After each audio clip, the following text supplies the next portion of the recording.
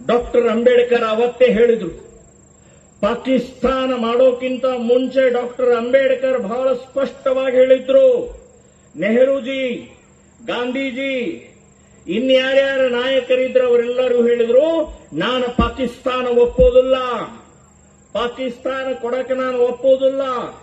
ಆದರೂ ಕೂಡ ನೀವು ನೆಹರು ಅವರೇ ನೀವು ಸಿಗ್ನೇಚರ್ ಮಾಡಿಬಿಟ್ಟಿದ್ದೀರಿ, ಒಪ್ಪಂದ ಮಾಡಿಬಿಟ್ಟಿದ್ದೀರಿ, ಕೊಟ್ಟು ಬಿಟ್ಟಿದ್ದೀರಿ ನೀವು. ಆದರೆ ಒಂದು ಮಾತನ್ನು ನಾನು ಹೇಳ್ತಾ ಇದ್ದೀನಿ, ಒಂದು ಕಂಡೀಷನ್ ಹಾಕಿ, ಒಂದು ಕಂಡೀಷನ್ ಹಾಕಿ ಅವರಿಗೆ. ಏನು? ಪಾಕಿಸ್ತಾನ ನಿರ್ಮಾಣ ಮಾಡ್ತೀವಿ, ಆ ಪಾಕಿಸ್ತಾನದೊಳಗಡೆ ಇರುವಂತ ಎಲ್ಲ ಹಿಂದೂಗಳನ್ನ ಭಾರತಕ್ಕೆ ಕರೆಸ್ಕೊಳ್ತೀವಿ, ಈ ಭಾರತದಲ್ಲಿರುವಂತ ಎಲ್ಲಾ ಮುಸ್ಲಿಮರನ್ನು ಪಾಕಿಸ್ತಾನಕ್ಕೆ ಕಳಿಸಿ ಅಂತ ಹೇಳಿ ಡಾಕ್ಟರ್ ಅಂಬೇಡ್ಕರ್ ಅವತ್ತೇ ಹೇಳಿದ್ರಿ. ಈ ಬಡ್ಡಿ ಮಕ್ಕಳಿಗೆ ಅರ್ಥ ಆಗಲೇ ಇಲ್ಲ. ಅಣ್ಣ ತಮ್ಮ ಭಾಯಿ ಭಾಯಿ ತಗೊಳ್ರಿ, ಮುಕ್ಕಳಾಗ ಬಾಂಬ್ ಬಿಡ್ತಾ ಇದಾರೆ. ಯಾರು ಇಡ್ತಾ ಇದ್ದಾರೆ? ಯಾಕೆ ಇಡ್ತಾ ಇದ್ದಾರೆ? ಏನ್ ತಪ್ಪು ಮಾಡಿದೆ ಭಾರತ? ಏನ್ ತಪ್ಪು ಮಾಡಿದ್ದಾರೆ ಹಿಂದೂಗಳು? ಏನ್ ತಪ್ಪು ಮಾಡಿದೆವು ನಾವು? ಮೊನ್ನೆ ನಡೆದಂತಹ ಪಹಲ್ಗಾಮದ ಘಟನೆ ಒಂದ್ಸಲ ನೆನಪು ಮಾಡ್ಕೊಳ್ಳಿ.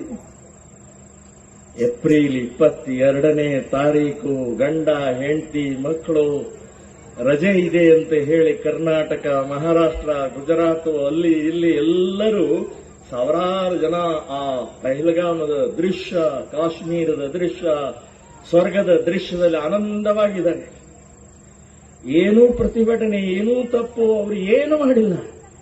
ಆನಂದವಾಗಿ ಅವರು ಪ್ರವಾಸಕ್ಕೆ ಹೋಗಿದ್ದಾರೆ. ಮಕ್ಕಳನ್ನು ಕರ್ಕೊಂಡು, ಹೆಂಡತಿನ ಕರ್ಕೊಂಡು ಪ್ರವಾಸಕ್ಕೆ ಹೋಗಿದ್ದಾರೆ. ಅವ್ರಿಗೆ ಏನು ಗೊತ್ತಿಲ್ಲ. ಬಂದ್ರು, ಬಂದೂಕು ತಗೊಂಡು ಬಂದ್ರು 6 ಜನ. ನೀನು ವಿರಾಪುರದವನ ಅಂತ ಕೇಳಲಿಲ್ಲ ಅವರು. ನೀನು ಕರ್ನಾಟಕದವನ ಅಂತ ಕೇಳಲಿಲ್ಲ.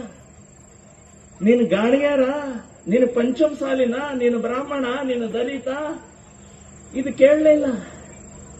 ನೀನು ನಾಯಕ ಅಂತ ಕೇಳಲಿಲ್ಲ. ನೀನು ಬಿಜೆಪಿನ, ನೀನು ಕಾಂಗ್ರೆಸ್, ನೀನು ಜೆಡಿಎಸ್ ಕೇಳಲಿಲ್ಲ. ನೀನು ಹಿಂದೂ ಅಂತ ಕೇಳಿ ಹೊಡೆದ್ರಿ. ನೀನು ಹಿಂದೂ ಅಂತ ಕೇಳಿ ಹೊಡೆದರು.